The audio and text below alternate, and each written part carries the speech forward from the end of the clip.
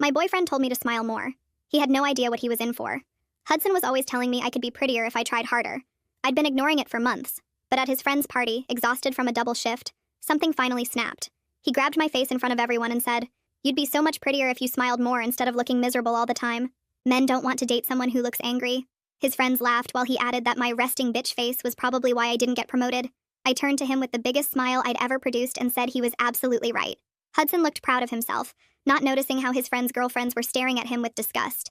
I kept that smile plastered on my face for the rest of the party, grinning like a pageant contestant while Hudson told his gross stories. His friend's girlfriend pulled him aside and whispered that it looked like he'd threatened me or something because no one smiles that much unless they're scared. Hudson tried to explain he'd just asked me to smile more, which made him sound even worse, like he was controlling what expressions I was allowed to have. The next morning, I smiled through breakfast while Hudson criticized my cooking, my apartment, my career choices. His mother called to ask about the party since his friend's mom had mentioned something seemed off with me. Hudson handed me the phone, rolling his eyes, and I answered with the brightest voice possible. "Everything's wonderful. Hudson taught me that I need to smile more because men don't like angry women, so I'm smiling all the time now." She went silent before saying she was coming over immediately, and when she arrived, she took one look at my frozen smile and started yelling at Hudson about what he'd done to me. His mother insisted we come to his grandmother's funeral that weekend to show the family everything was fine, but that backfired spectacularly when I smiled through the entire service. I beamed in the front row while everyone cried, and his relatives were horrified. When they asked Hudson why I was smiling at a funeral, he had to admit he'd told me to smile more. His aunt said, "You made her smile at a funeral? What kind of controlling psychopath are you?"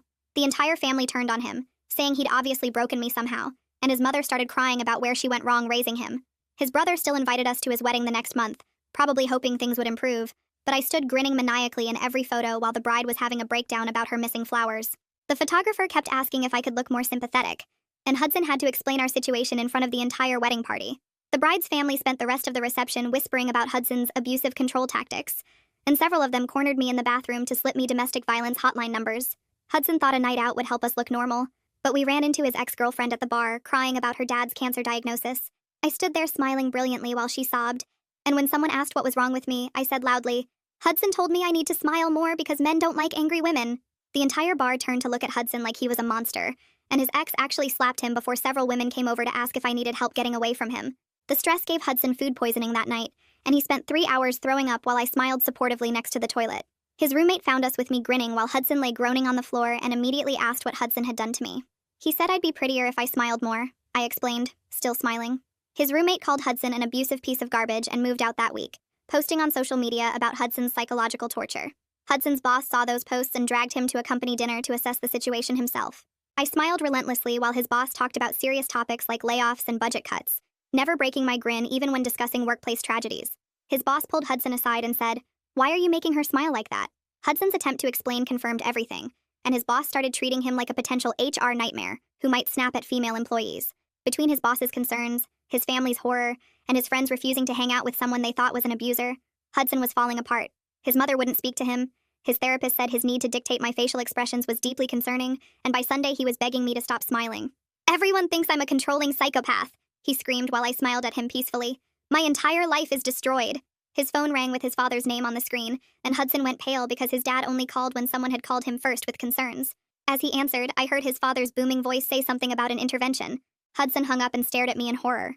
"What intervention? What did you do?" I kept smiling as I pulled out my phone and showed him the group text with his family, friends, and boss, all confirming they'd be here in an hour for his control issues intervention that I'd been organizing all week with a smile on my face. The doorbell rang exactly 58 minutes later, and Hudson froze like a deer caught in headlights while I walked to the door still wearing that same bright smile. His mother came in first, looking worn out and tired, followed by his father who had that stern look he always wore when someone disappointed him. His brother pushed past them both and immediately went to stand by the hallway leading to the bedrooms, probably making sure Hudson couldn't escape. The boss appeared on his mother's laptop screen, adjusting his webcam while more people filed in behind them. Hudson's aunt arrived with a notebook. His therapist called in on speakerphone that his mother set up on the coffee table, and even his ex-girlfriend joined via another video call on someone else's phone. The roommate who'd moved out showed up last, carrying printed screenshots in a folder, and everyone arranged themselves around our living room while I sat down in the center chair, hands folded in my lap, that frozen smile never leaving my face. Hudson backed into the corner by the window, looking from person to person like he was calculating escape routes, but his brother shifted position to block that exit too. His father cleared his throat and started speaking in that deep voice that made everyone pay attention, explaining this wasn't about attacking Hudson, but about addressing patterns that were destroying his life and hurting people around him. Hudson immediately tried to bolt for the door, but his brother grabbed his arm and guided him to the couch, saying they were doing this because they loved him and wanted him to get help before things got worse.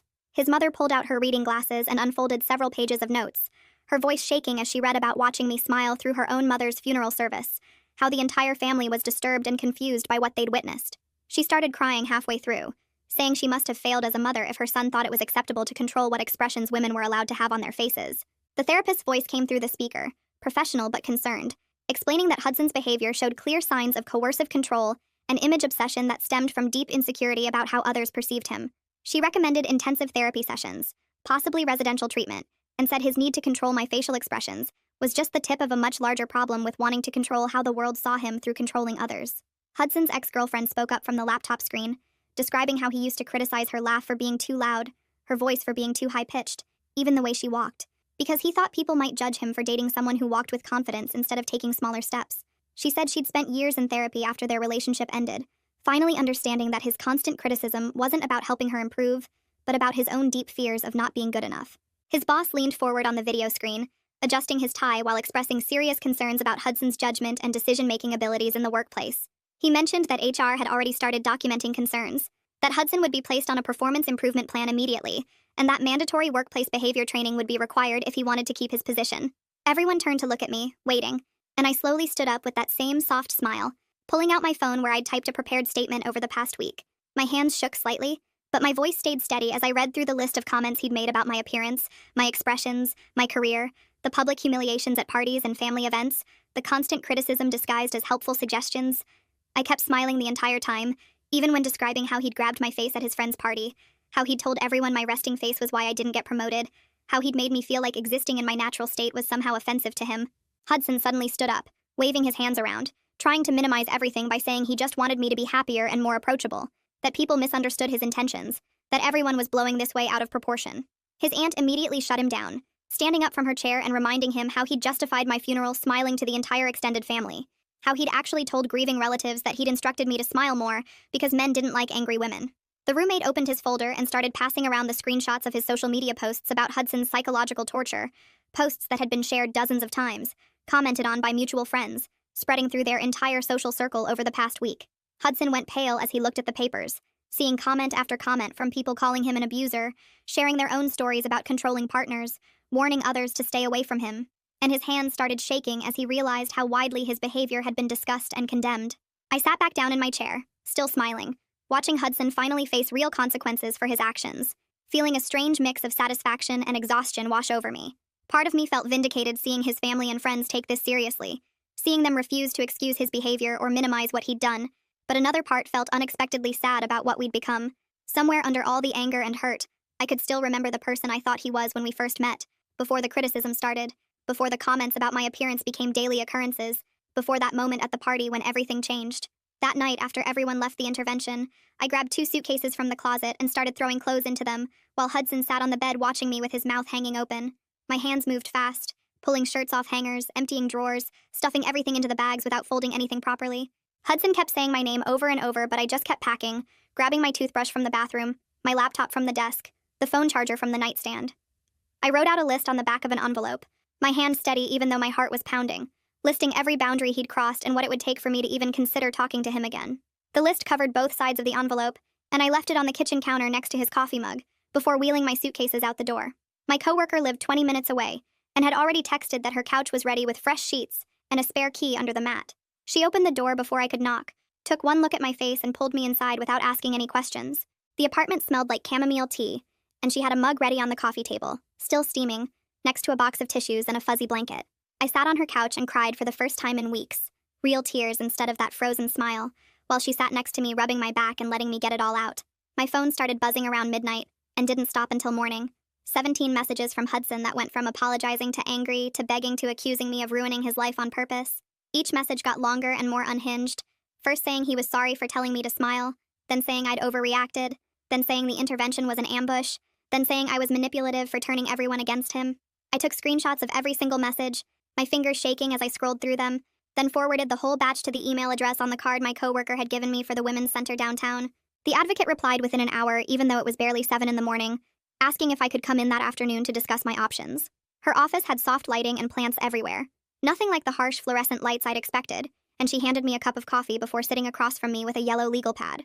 She walked me through creating a safety plan, asking about Hudson's access to my workplace, whether he had keys to anywhere I might go, if he knew my passwords or had access to my bank accounts. We went through each area of my life methodically, identifying risks and creating backup plans, changing passwords, updating emergency contacts, making sure someone always knew where I was. She explained the process for getting a protective order, the evidence I'd need, the court dates, the enforcement challenges, all while validating that what I'd experienced was real abuse, not just relationship problems like Hudson kept insisting. 2 days later, Hudson's mother called while I was eating breakfast at my coworker's kitchen table, her voice tired and apologetic on the other end. She told me the family had given Hudson an ultimatum after the intervention, either start weekly therapy sessions or lose access to the family money that helped pay his rent. She kept apologizing, saying she should have seen the signs earlier, that Hudson's father had the same controlling habits about her appearance when they were younger, always commenting on her weight, her clothes, her makeup. The irony hit me the next morning at work when my manager stopped by my desk and mentioned that I seemed different lately, more genuine, less forced in my interactions with customers. I actually laughed, a real laugh that bubbled up from my chest, the first genuine laugh I'd had in weeks, and my manager smiled and said it was nice to see me happy. 3 days later, I was eating lunch at my desk when the receptionist called to say someone was here to see me, and I knew before she said his name that Hudson had shown up. Security met me in the lobby where Hudson was pacing near the entrance, his hair messy, wearing the same shirt from the intervention, insisting he just wanted 5 minutes to explain everything.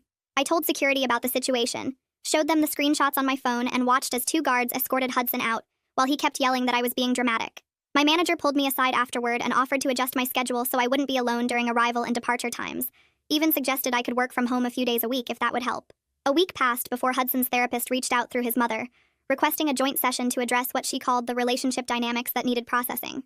I agreed to one session with clear conditions, that I could leave whenever I wanted, that Hudson couldn't approach me afterward, that the therapist would maintain professional boundaries throughout.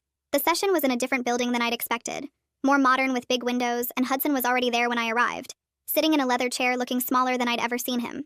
The therapist started by asking Hudson to explain his perspective on our relationship, and he launched into this whole story about just wanting me to be happier, more approachable, more pleasant to be around. She stopped him and asked him to dig deeper, to think about where those expectations came from, and after 20 minutes of deflection, Hudson finally admitted he'd watched his father do the same thing to his mother for years. His father would critique his mother's expressions, tell her to smile at his work events, criticize her for looking tired or stressed, control how she presented herself in public, and Hudson had absorbed it all as normal. The therapist helped him see the pattern, but made it clear that understanding where it came from didn't excuse the behavior or erase the harm he'd caused. When she asked me about my experience, I decided to be completely honest and told them both that my Smile campaign wasn't just malicious compliance, but a deliberately designed plan to destroy Hudson's reputation. Hudson's jaw dropped and he started to speak, but the therapist held up her hand and said my response, while extreme, was actually a form of resistance to abuse, a way of taking back power when I felt powerless. 2 days after the session, Hudson's brother called while I was making dinner at my coworker's place, his voice awkward and apologetic through the phone speaker. He said he felt terrible about the wedding situation, that his wife had been mortified when she understood what was happening, that the photographer had actually managed to edit some of the photos to look more natural using some software. His wife wanted to meet me separately for coffee, to offer support, to let me know they didn't blame me for what happened at their wedding, that they understood I was surviving a bad situation the only way I knew how. 3 days later, Hudson's brother's wife texted asking if we could meet at the coffee shop near the mall. She was already there when I arrived, sitting in a corner booth with a folder on the table and 2 coffees waiting. She pushed one toward me and opened the folder to show printed emails and text messages going back years. Her hands shook as she spread the papers out, showing Hudson's dad telling his mom to wear different clothes, to speak softer at parties, to stop embarrassing him with her opinions. One email from 5 years ago showed him threatening to cancel her credit cards if she didn't lose weight before his company Christmas party. She'd been collecting evidence since she married into the family, watching the same patterns repeat with Hudson, and now with me. We sat there for 2 hours going through everything while she explained how Hudson's mom would defend her husband, make excuses, pretend it was normal. She wanted to stage an intervention for the parents too, but needed more people to see the problem first. That same week, Hudson got called into HR at his job, where they handed him enrollment papers for a mandatory 6-week behavior modification program.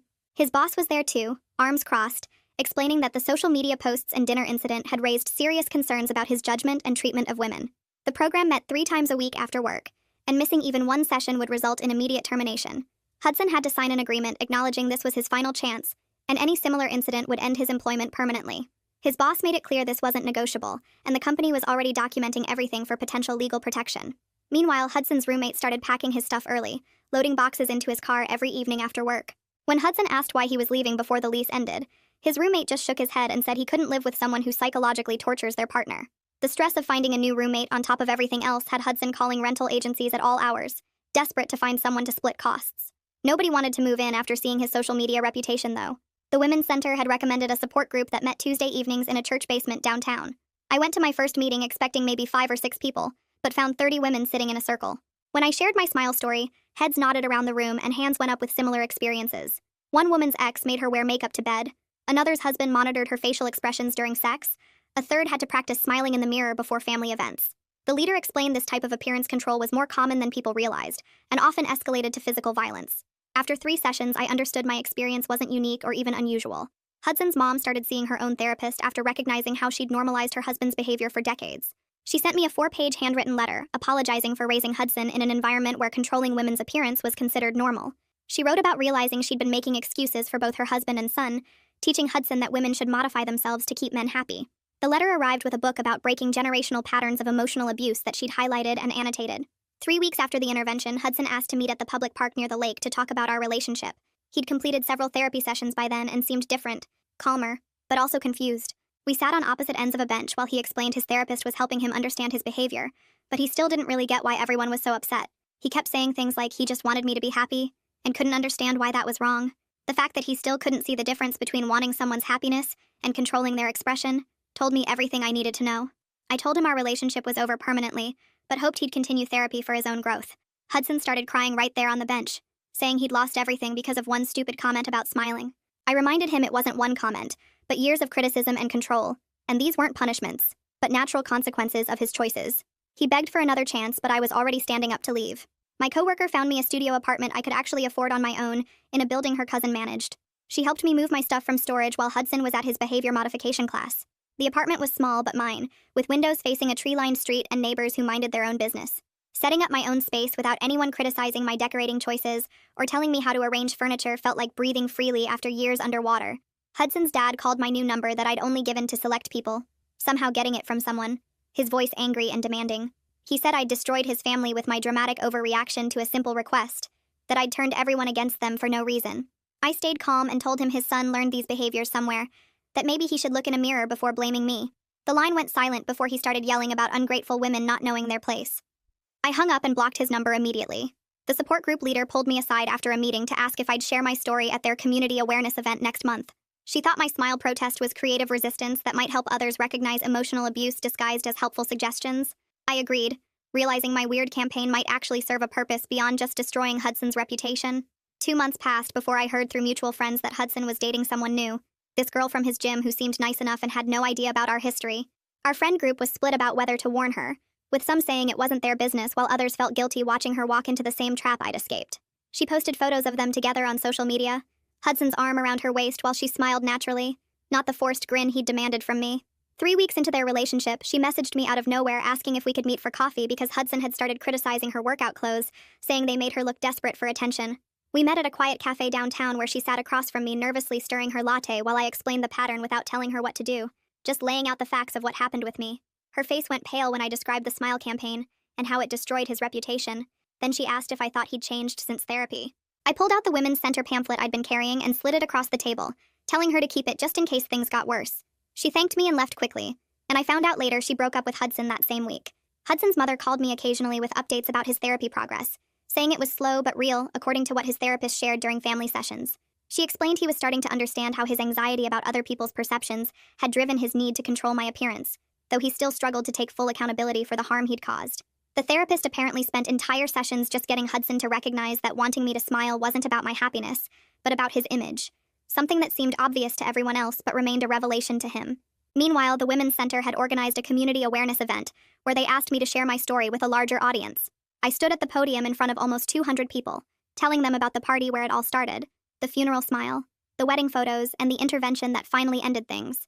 More people than I expected approached me afterward, including several men who asked if their own behavior might be controlling, showing more self-awareness in those few minutes than Hudson had shown in our entire relationship.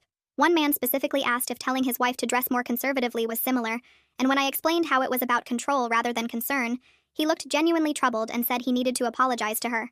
Hudson's employer made him present at a company-wide training about respectful workplace behavior as part of his improvement plan following the intervention. His mother told me his coworkers now viewed him completely differently, avoiding him at lunch and excluding him from after-work gatherings because they'd all heard about the smile thing through office gossip. The isolation was apparently one of the hardest consequences for Hudson to handle, since he'd always prided himself on being well-liked at work. Around this time, I started dating someone new, a guy from my book club who noticed when I forced a smile during a discussion about a sad novel and gently asked if I was okay.